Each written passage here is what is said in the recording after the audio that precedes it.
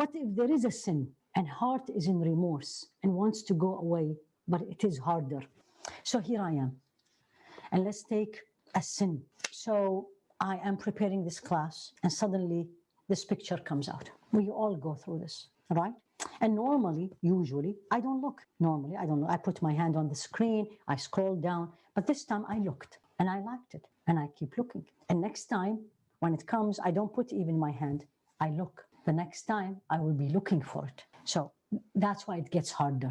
So number one, when I sin, all of us know that you are sinning. Immediately, don't wait a minute. Immediately say astaghfirullah and remove it. If I'm finding it is harder, then the good things is weaker. My salah is not good. My relationship with the Quran is not good. My dhikr is not good. My remembrance of Allah is not good. My company is not good. I'm spending too much time on my phone, on the news, on whatever. My heart is weaker, and the good deeds become harder. So when I sin, immediately, إِنَّ الْحَسَنَاتِ يُذْهِبْنَ السَّيِّئَاتِ. This is a verse in Hud. Allah said, verily good deeds remove bad deeds. And the Rasul ﷺ said, اتبع الحسنة السيئة تمحوها.